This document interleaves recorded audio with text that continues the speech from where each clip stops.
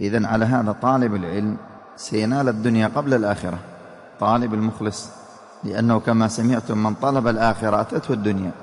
ولهذا الكلام أدلة كثيرة من القرآن والسنة، كقوله مثلا: ومن يتق الله يجعل له مخرجا ويرزقه من حيث لا يحتسب، ومن يتق الله يجعل له من أمره يسرا، وأحاديث عديدة وآيات كثيرة، كقوله سبحانه في الحديث القدسي الذي أخرجه الحاكم عن معقل بن يسار وأحمد عن أبي هريرة أن الله عز وجل يقول: يا ابن آدم تفرغ لعبادتي أملأ قلبك غنى ويدك رزقا، بعضها أسد فقرك.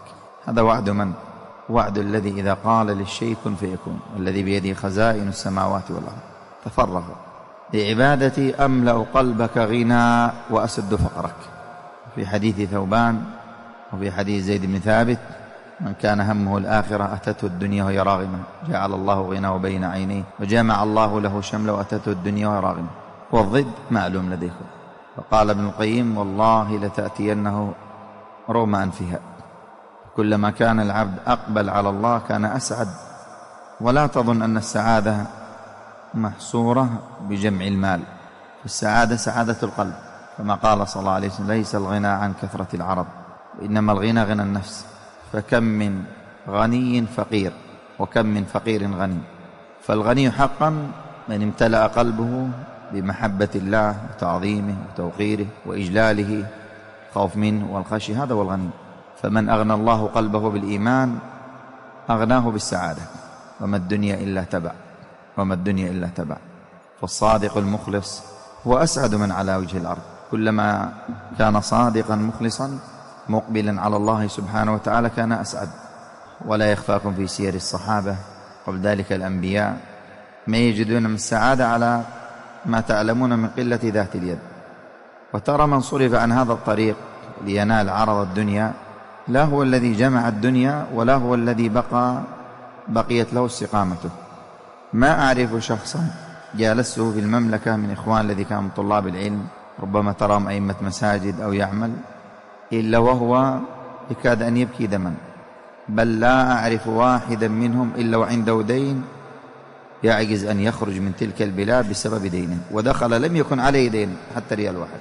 أخبرني من بعض طلاب العلم من كان معنا في دماج قال: دخلت المملكة وما زلت أسأل الناس مالا عندهم لي، والآن ما استطعت أخرج من كثرة ديوني.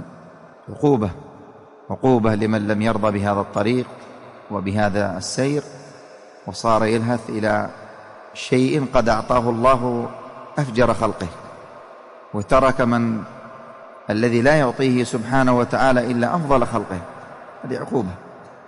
وأي طريق أسعد وأكمل وأتم وأفضل من هذا الطريق؟ وما التجار والرؤساء والملوك ومن يغترب إلا يبحثون على شيء اسمه السعادة، يبحثون على هذا الشيء، وربما ليس بينه وبين السعادة إلا خطوة أو خطوتين إلى بيت الله ونالها. فلا هو الذي تحصل على السعادة ولا هو الذي بقى على الاستقامة. نسأل الله السلامة والعافية.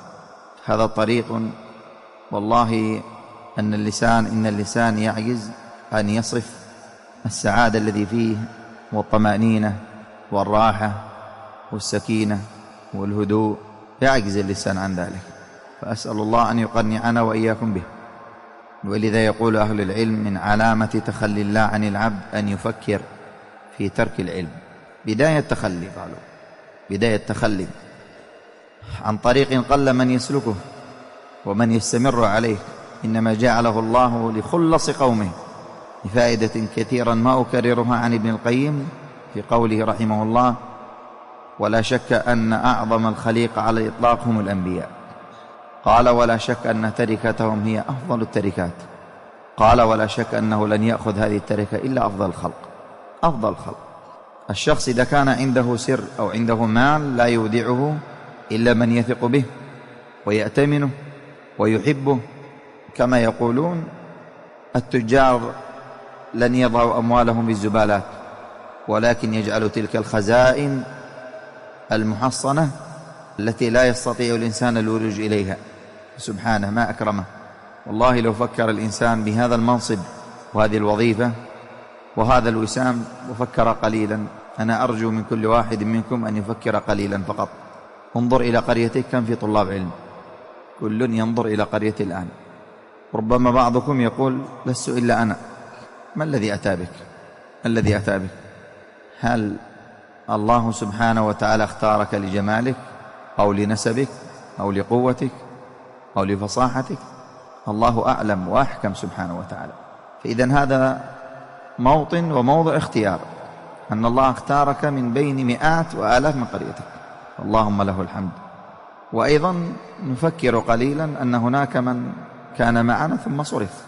الآن ترون أناسا يسمعون دروس ليس فيها هنا في هذه المنطقة عشرات المراكز ليس بينهم وبين المسجد، بل أعرف بعض المراكز في باب البوفية، باب المركز من أهل المدينة، ليس بينه إلا 5 متر عن دخول المركز. عشرات في المركز ومئات وآلاف خارج المركز. تقول سبحان الحكيم الخبير، كيف هدى الله هؤلاء وشرح صدورهم وأقبل بقلوبهم على هذه المساجد وعلى حلق العلم. وأولئك في الطرقات، لا أقول في أمر مباح بل في معاصي. هل تفكرون إلى هذا الأمر؟ كيف اختار الله فلانا واصطفاه ووفقه وسدده وألهمه إلى القرآن، وغيرك يسمع، ويا ليته يسمع مستحسنا لما يسمع أو يفرح بما يسمع. بل من الناس من يسمع ويشمئز قلبه ويرى أن هذا من الإزعاج، ويرى أن هذا من التضييق على الناس، ويرى أن هذا من التشدد. كلام الله وكلام رسوله يشمئز منه، لا يسعد بسماعه ولا يأنس بحديثه. أي قلوب يحملونها؟ فكر قليلا فقط.